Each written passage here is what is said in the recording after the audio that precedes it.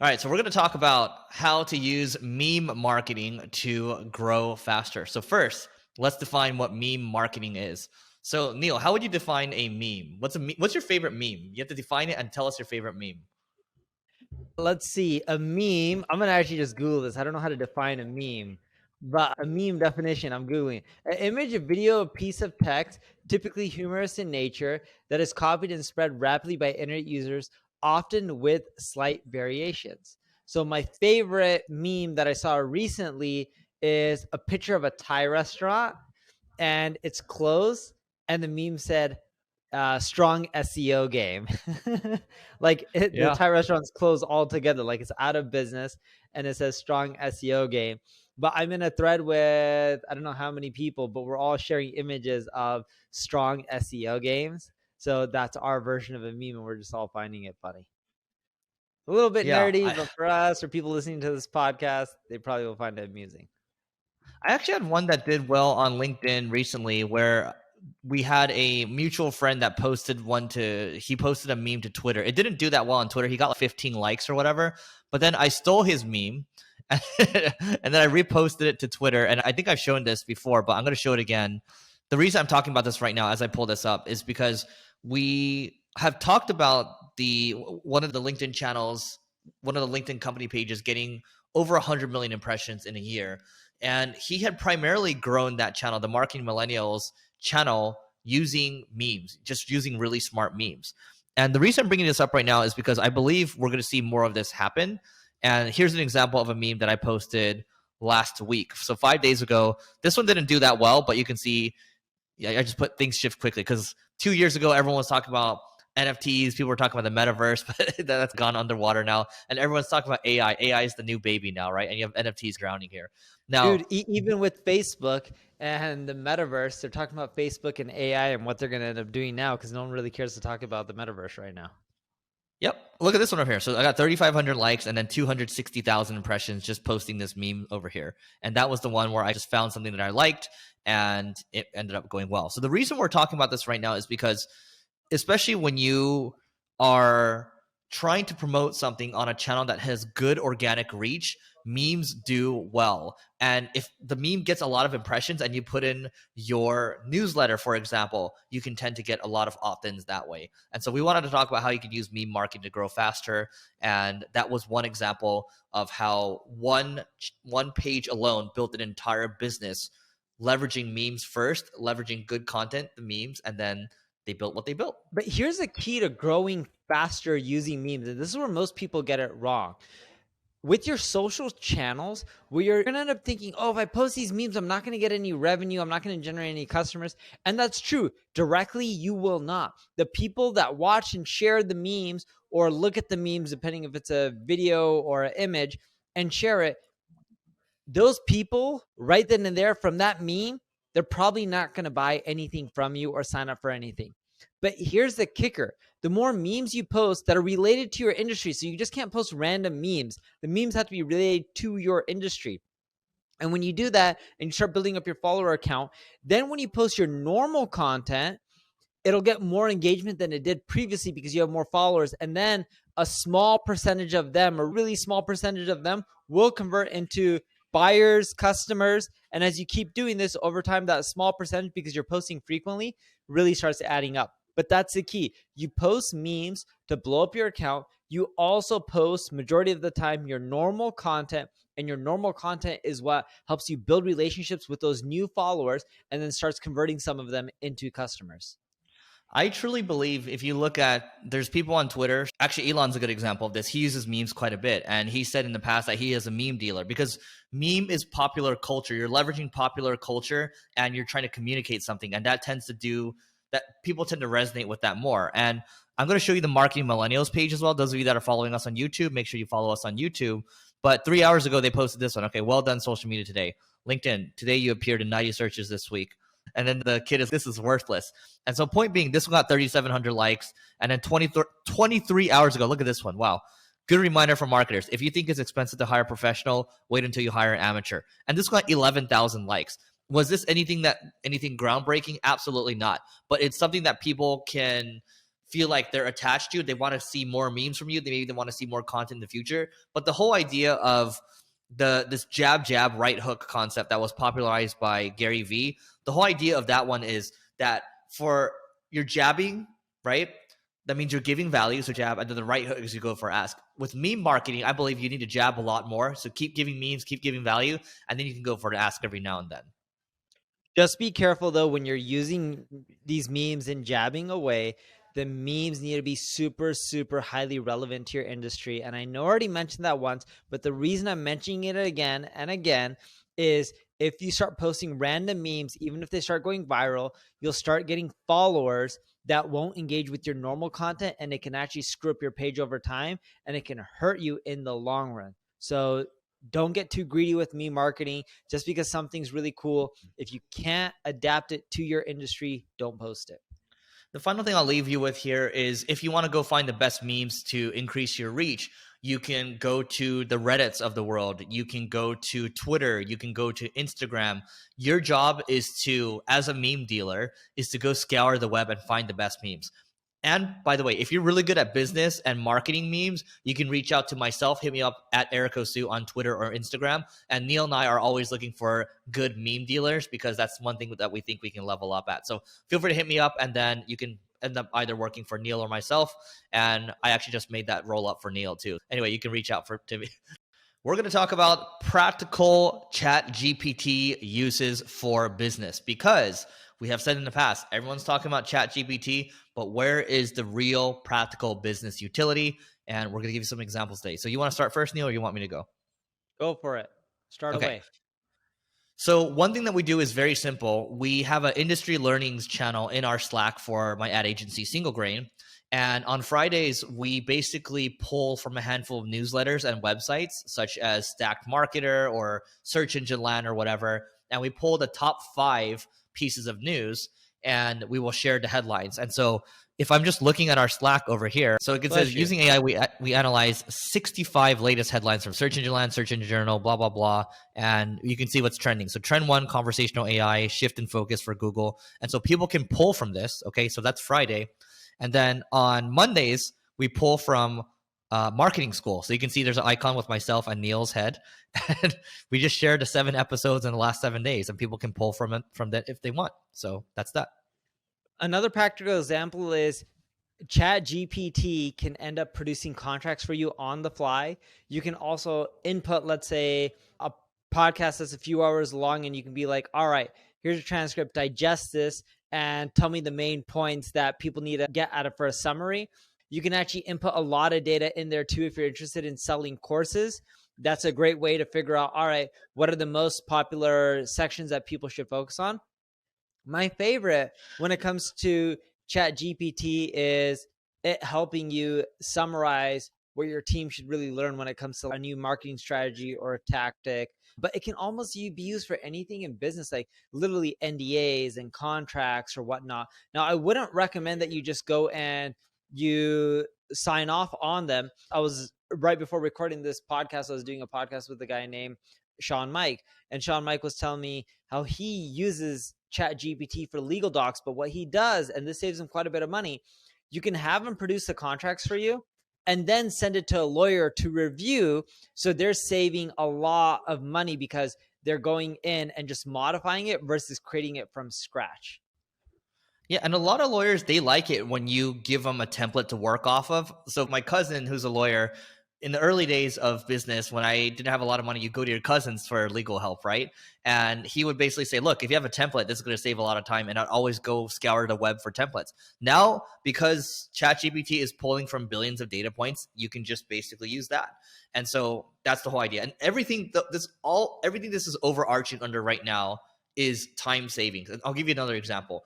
And so I remember back in the day, when I was first starting consulting, ad agency, whatever you want to call it, I would reach out to leads and I would come up with insights. I would look at a website for 20 to 30 minutes or so, and I'd be like, okay, what are the top 3 things this website could be doing? And I just reach out to a bunch of cold and say, reach out to a bunch of people cold, and I would say, hey, I have 3 insights for company name or whatever.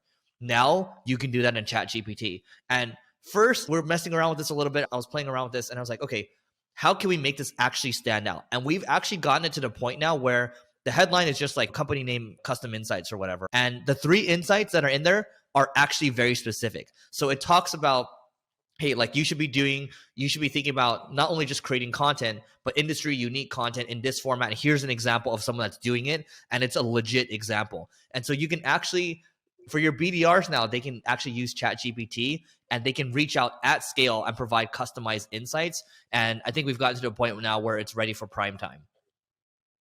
Yeah, 2 more examples that we use ChatGPT for internally. You can end up inputting content in there and you can end up translating, I believe it is 95 different languages, which works out really well for us, especially if you're trying to expand internationally with your content or your marketing more so. You need to transcribe and translate your content so that way it's adapted to the local markets. But what's cool is if you use ChatGPT, it's not perfect, but it saves you a lot of time. And instead of people charging us per word, they just charge us to review the work from ChatGPT and they modify it. And we found the quality to be very similar to having someone manually do it. But now we're A, spending less, and B, our output is much more. So we're getting the turnaround much faster, which is allowing us to grow our traffic quicker. Another thing that we love ChatGPT for is personalized notes. So imagine if you start sending your customers personalized notes. They love it. Problem with personalized notes, it takes a long time to write them. Through ChatGPT, you can whip out a lot of personalized notes and it cranks it out. It's good. You can even tell them like the tone of voice and if you want humor and all those types of things integrated, and you whip it out, send it to people. It helps with retention.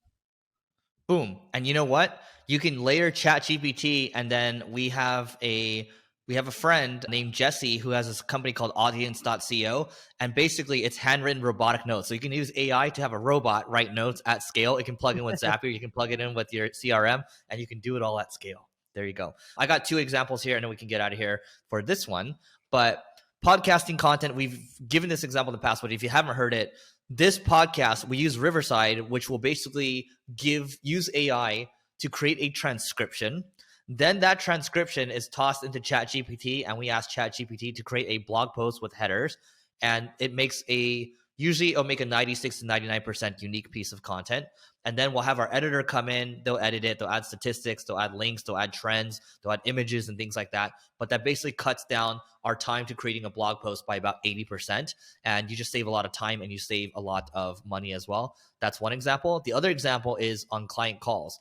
And so we use a sales intelligence tool called Gong, but we also happen to use Gong for client calls as well. So every one of our client calls is recorded in Gong, and we can use ChatGPT to detect the sentiment of the call and also summarize the call. Once we detect the sentiment of the call, we rate it 1 through 10, 10 being best. Anything that is a 9 or 10 is green. So think of traffic lights. So green, yellow, red. Yellow would be anywhere from a 7 to 8. And then anything a 6 and below is a red.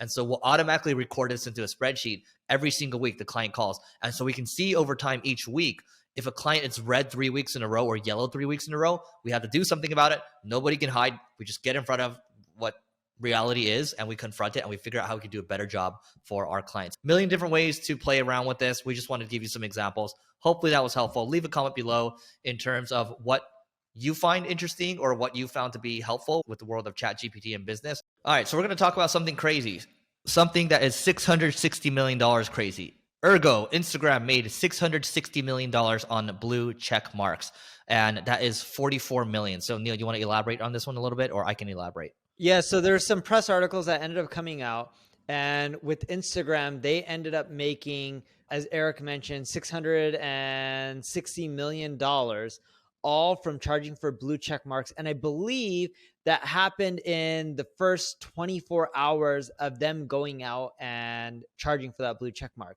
The exact numbers were they sold 44 million blue checkmark verifications in one day at $15 a month, making them a whopping $660 million, literally in just 24 hours, which means that number, if it stays true and holds, it's going to get into the billions quite quickly. You know what's nuts? I don't know what Neil, if you can check what the MAU is on for Instagram versus Twitter as an example, but I would bet that Instagram's a lot bigger.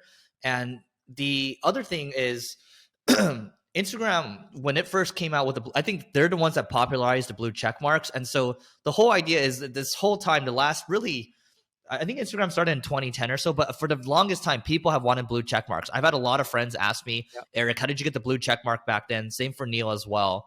You're nodding your Or, head. Do you want to say something? yeah, 40. So going back to that stat, it was about 2.35 billion monthly active users. That's a lot. Yep. It's a lot bigger. A lot bigger. I think Twitter is around like 230 MAUs or 230 million or so out of 440 million, something like that. 450. But 450. Okay. 450. Yeah. Yeah. That's MAUs or total users. That's monthly active users on Twitter. And I'm just Googling this, so who knows how accurate these articles are. But you're looking at roughly a difference of 5 times. So Instagram has 5 more times monthly active users than, or Twitter, Instagram has 5 times more monthly active users than Twitter, based on the stats that I'm seeing online. The point behind all this is that status, people will buy status, right? Like people, if you look at back in the day, like in the 1920s or so, only I think it's less than 5% of people own the stock. Okay, that's when the stock markets just were starting to come out and all that. And then what ended up happening was more and more people started wanting to own stocks because the wealthy own stocks. Just maybe the 40s, 50s or so, all the wealthy people would go to Europe during the summer. Now you see a lot of people going to Europe during the summer. And same thing with the status here. Like all the celebrities, all the rich people or whatever, or notable people, whatever you want to call them, they had blue check marks and everyone wanted blue check mark. I kid you not. I bet you Neil got a lot of people would ask me all the time, how did you get it? How did you get it? And they would just hustle you. Now, here's the issue, dude. If everyone can just go buy it, I think it's going to lose its novelty. It's just a question of when. That's where I'm going. Look, it's already lost its luster. And so what's going to happen next is one, status can be purchased. Everyone should know that. But the other thing is, if you look at Twitter, they actually have custom company pages. There's gold badges and all that. I bet you they're going to have something where, you're going to have the old like legacy ones can have a different color. I think there's going to be an entire business they're going to build around the badge stuff. Yeah, and Elon ended up innovating it for a lot of these guys, and now they're just like, if Elon can make money on it, we'll make way more than him because we have way more users. Because it's not just Instagram. I don't know what they'll do with WhatsApp. Then you also, technically, there's a lot of fraudsters on WhatsApp. So Instagram, WhatsApp, Facebook, the list goes on and on, but like, you're probably talking, if they did 660 million in 24 hours, you're talking about easily $3-4 billion that they can figure out to generate from this checkmark stuff. And it should be mainly profit. I don't see how they have a ton of expenses on this stuff. Yep. Yeah. And so I think this is a smart business. I think there's a couple business lessons here. One is status sells. Okay. 2, it's okay to copy other people and you have another angle on, and arguably Instagram's doing it better because there's some bells and whistles behind it. And you can actually see who's like legacy verified versus not. I do think I've already seen some people that have legacy check marks. They're saying legacy check marks should have a different color. I agree with that. I think if anybody's going to do this, maybe innovate a little more on this, it might be Instagram and Facebook because they just have more employees. So I think everything will be set. Like the people that are legacy check marks, they will have their status like maintained. And then we're going to see the new blue check marks. We're going to see gold check marks on all this. I just think we're going to see the next wave. And you can argue that it's taken a while to get there. And it's once again, you have Elon trying this stuff and experimenting with stuff. So that's the other marketing lesson here. It's to constantly experiment. And sometimes the market will take it and sometimes the market won't. Anything else? No, what's also, actually one thing to add is what's funny is everyone typically believes there's one way to do stuff in marketing or business. That's not the case. Elon came up with a different business model. Facebook could have done this way before Elon. Instagram could have done this a long time ago. TikTok could have done this a long time ago. LinkedIn, and the list goes on and on. But no one really tried it. Just because something works and is the status quo and that's what everyone's used to, like ads, it doesn't mean that's the only solution out there. All right, we're going to talk about if your ad quality score still matters in 2023. So I'm going to define what that is first. Your quality score is how a Google or a Bing, when you're running ads on their platforms, it's how they score your ads. It's basically scored on a scale of 1 to 10. And there's a lot of factors. Your click-through rate could be a factor. How well do people respond on your page? How well are they bouncing from the page immediately? There's a lot of factors that they look at to determine whether your ad should be shown above other people. And if the higher your quality score is, the lower your costs are typically. So that's what it is at a high level. We wanted to talk about if this stuff still matters because it's 2023 and quality score has been around for a while. And we thought it'd be nice to refresh on this. So Neil, you want to go first? It does matter. If you have a good quality score, you'll notice that it's cheaper to run your advertising and you'll get more conversions.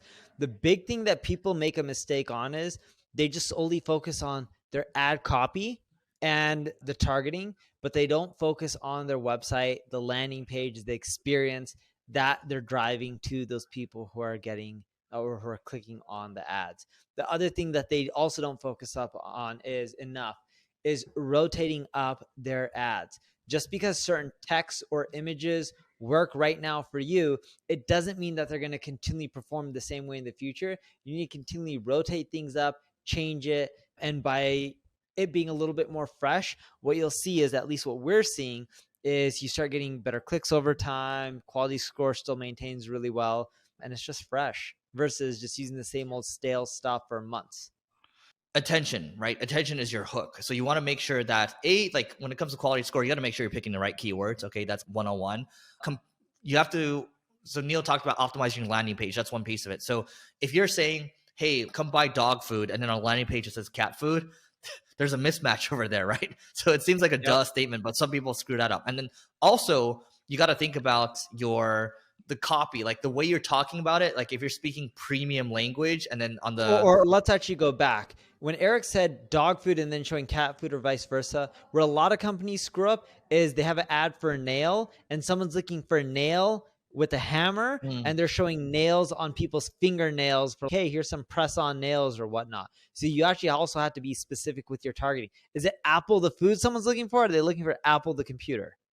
Yep. And okay, the key thing here is the word optimize, right? If you're looking to increase your quality score, so you got to pick the right keywords. You have to optimize the keywords over time too. You have to select the ones that are keywords that don't apply. You talk about negative keywords. So that's what Neil was talking about, right? You have to make sure you're adding in negative keywords. Your ad copy has to be compelling. And just because you had a good hook last week doesn't mean it's going to continue to hold for the time being. So you have to constantly monitor that one as well. Optimizing your landing pages. Your ad targeting has to be optimized as well. You have to be optimizing the different headlines. You're testing different elements, whether it's the headline, the sub headline, or whatever. So the key thing here is ad quality score matters because that's how these ad platforms are ran. But the key thing here is if you want to play the game, you have to continue to optimize. That's all it really is at the end of the day. Neil? Yeah, and it's not, don't just stop with, in marketing, a lot of people get metrics from places like Google or SEO tool or whatever platform you're using, like Facebook ads. And people are like, oh, my metrics are really good there. They're good there, but your marketing shouldn't stop. What about on your landing page? What about post checkout? What about your follow-up sequences, your upsells, your downsells? You can't just rely on, hey, my ad campaigns are running well. You got to optimize your whole funnel and the whole experience. And the funnel doesn't end with someone buying. It continually goes because people should try to continually buy from you. If you look at like companies like Amazon, they make the majority of their revenue from repeat purchases. It's not someone coming and be like, hey, I'm buying from Amazon. It's no, I bought from Amazon and every week I'm buying new stuff. We buy toilet paper from there, toothpaste from there, like literally everything, baby lotion, shampoo. We buy all our essentials from Amazon. That's a great example of them getting a customer in once and then continually generating more and more revenue from them. I remember when I was 24 years old, I had one of my first internet marketing jobs. I was working in an e-commerce store, and I was running the ads for, again, we were selling lighting. And again, mind you, this is first month into my first internet marketing job, and I got into argument with the owner. And so the quality score on one of my ads was a 10. Okay. So I was like, look at the quality score. It's a 10. And he's like, did it drive any conversions? I was like, no. He's like, then it doesn't matter. But I was like, but the quality score is a 10. And so I was like, look at the click-through rate, look at the quality score. At the end of the day, what matters is it actually converting. You have to take that into account. So Yeah, anyway, and that's what thought I'd people share get that funny wrong. story. Like they're optimizing for just one metric instead of really thinking about the customer and how to make money for a business. Marketing is not about getting people to your website or getting more followers. Marketing is about driving revenue and building brands, and the brands relate to or cause more revenue in the long run. And if you're not doing that with your marketing, then something's wrong. Yep. And the other marketing thing we'll leave you with is marketing's job is to bring you to the point of sale. And if you're not bringing them to the point of sale, then you're stopping them along the way and you are actually screwing up the point of sale or the sales funnel. So that is it for today. Please don't forget to rate, review, subscribe. Also hit us on YouTube as well. And we will talk to you later.